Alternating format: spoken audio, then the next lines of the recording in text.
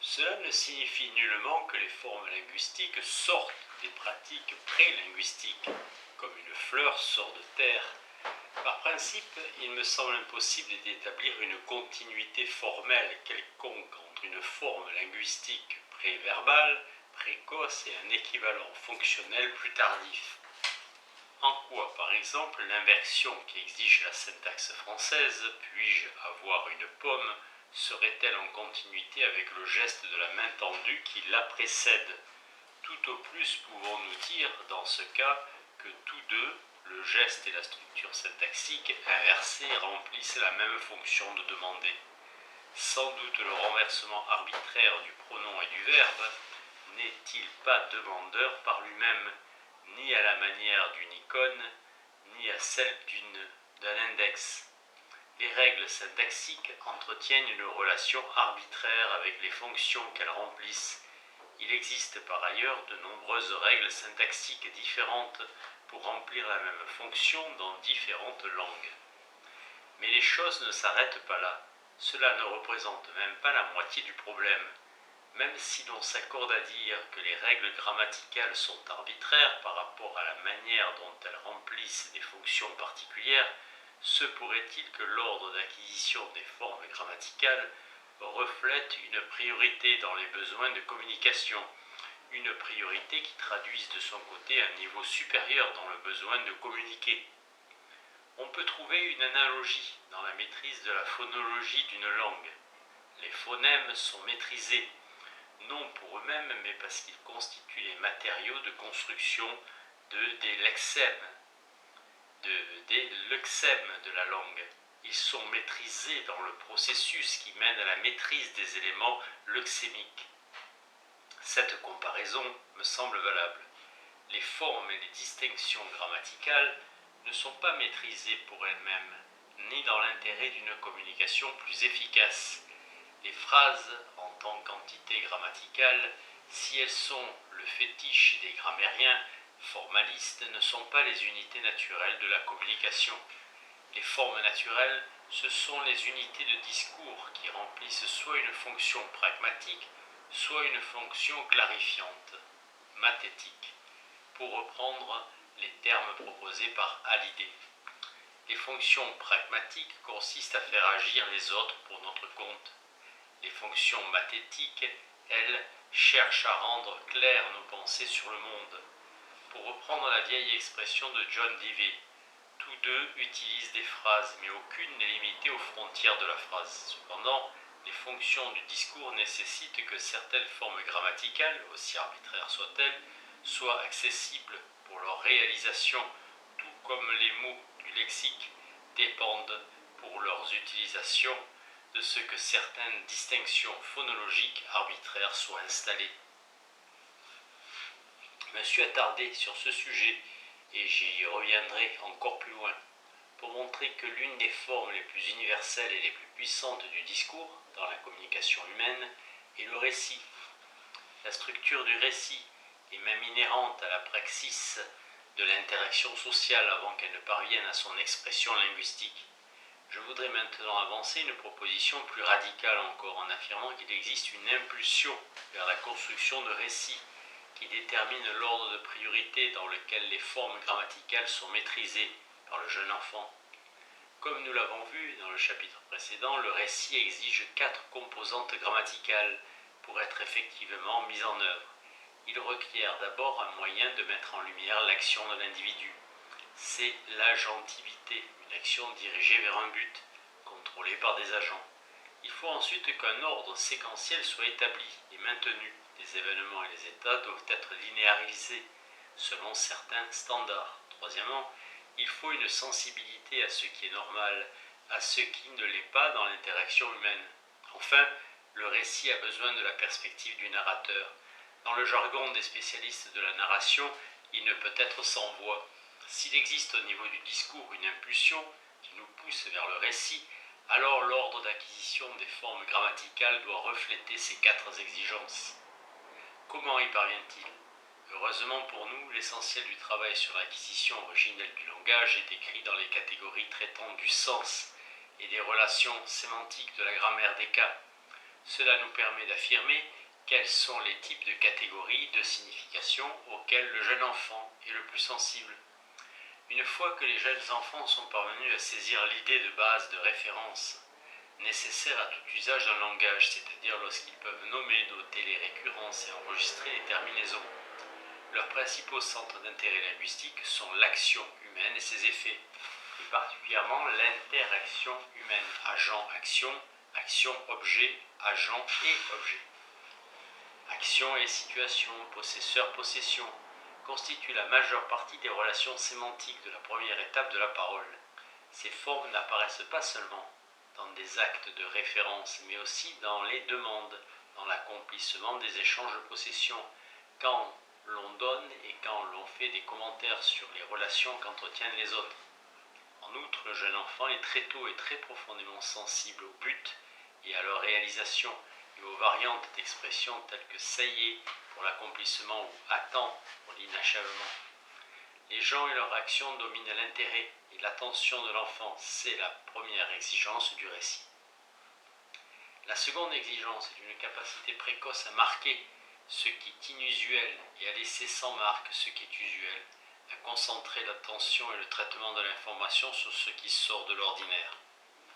Les jeunes enfants sont en fait si facilement captivés par l'insolite que ceux qui, comme nous, travaillent avec des enfants doivent en tenir compte. Cet intense intérêt pour ce qui sort de l'ordinaire rend possible l'expérience d'habituation. Les enfants dressent à coup sûr l'oreille en présence de l'inhabituel.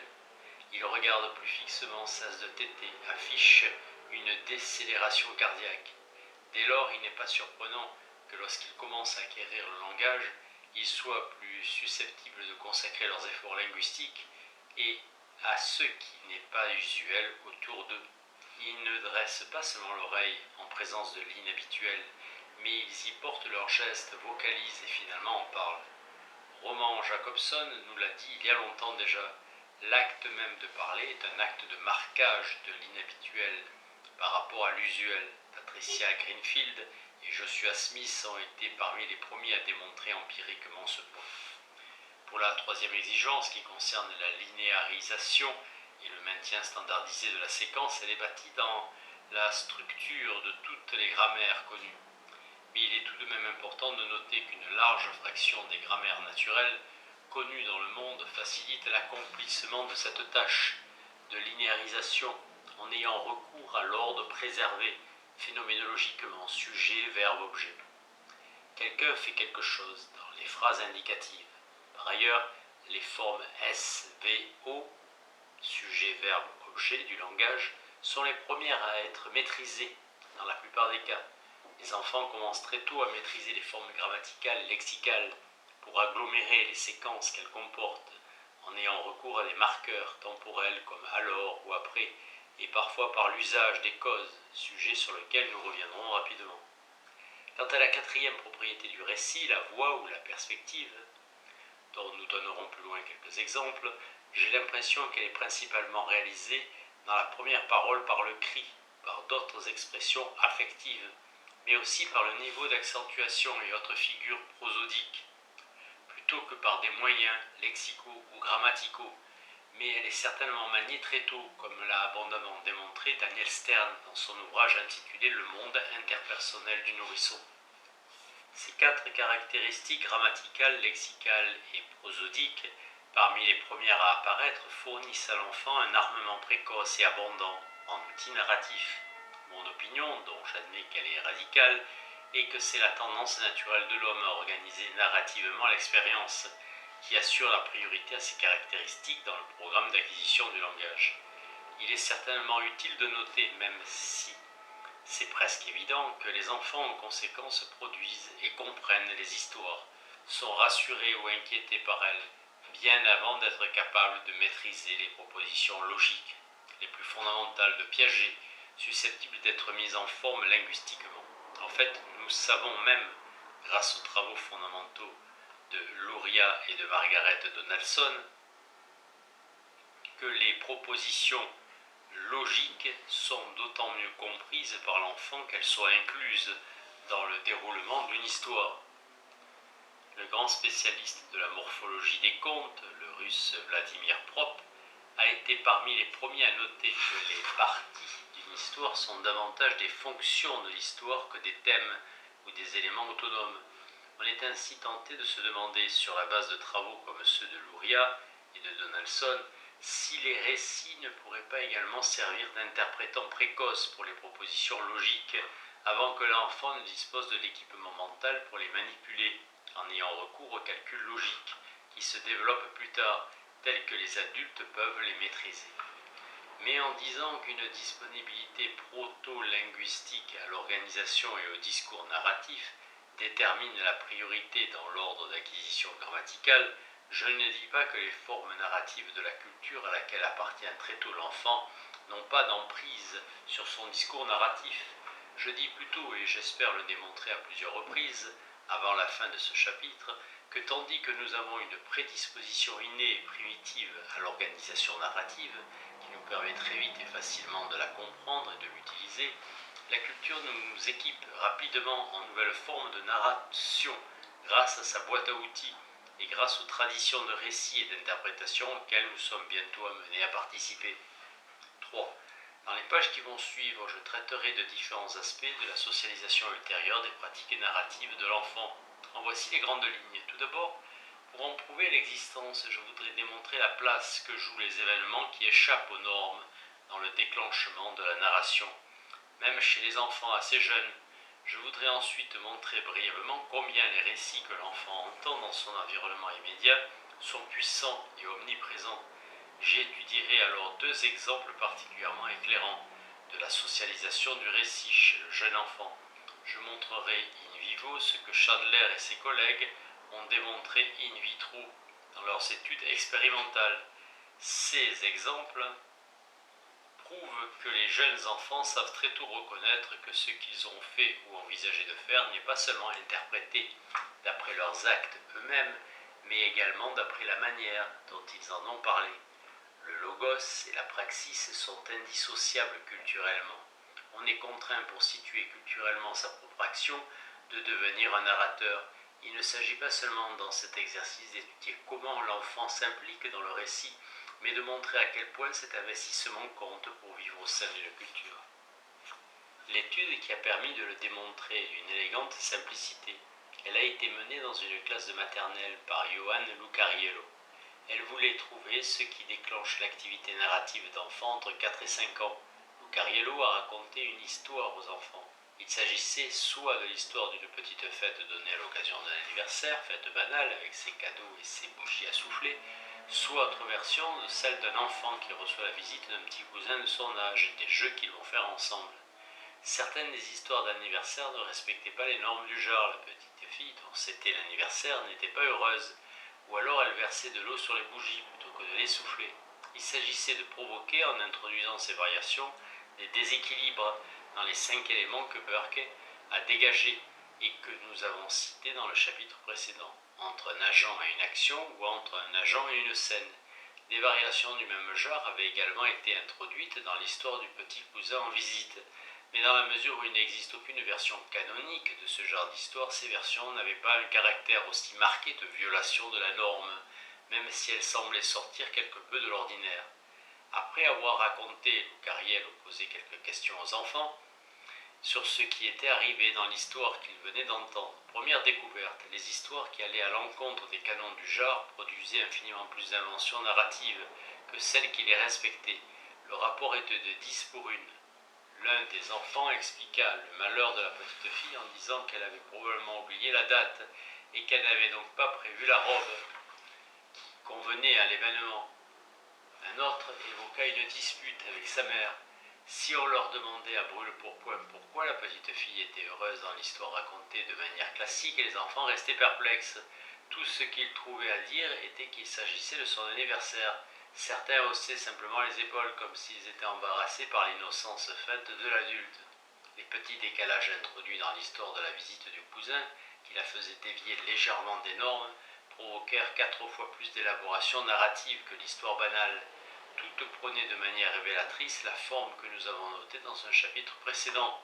Les enfants faisaient appel à l'intentionnalité, comme la confusion éprouvée par la petite fille qui a oublié la date de son anniversaire, juxtaposée à une donnée culturelle, l'exigence d'avoir un vêtement particulier pour une fête. Les récits allaient droit au but, donner un sens à un état subjectif chez l'un des protagonistes. En rapportant ces observations, mon propos n'est pas de surprendre, c'est leur évidence même qui m'intéresse. Des enfants de 4 ans peuvent ne rien savoir d'une culture, ils savent cependant ce qui est conforme aux normes, et ils cherchent avec passion un récit qui permette de rendre compte de ce qui ne l'est pas. Il n'est pas surprenant non plus qu'ils en sachent autant, Peggy Miller l'a montré. Elle s'est intéressée à l'environnement narratif des jeunes enfants dans le ghetto noir de Baltimore. Elle a enregistré à domicile des conversations entre des mères et leurs enfants d'âge préscolaire, mais aussi entre des mères et d'autres adultes à portée d'oreille des enfants. Dans ce cadre intime, le flou permanent des histoires qui restituent les événements quotidiens est, pour reprendre les termes de Miller, parfaitement implacable. En moyenne, pour chaque heure de conversation enregistrée, il y a 8,5 récits. Un toutes les 7 minutes et les 3/4 sont racontés par la mère. Ce sont des récits simples qui appartiennent à un genre dont l'usage est répandu dans la conversation des Américains. La forme est courante dans la parole d'un enfant de 3 ans. Elle met en jeu une présentation simple, une description linéaire où intervient un événement précipitant, une résolution du problème et parfois une coda. Comme ils sont racontés simplement, ils peuvent être compris. Un quart des récits concernent ce que fait l'enfant.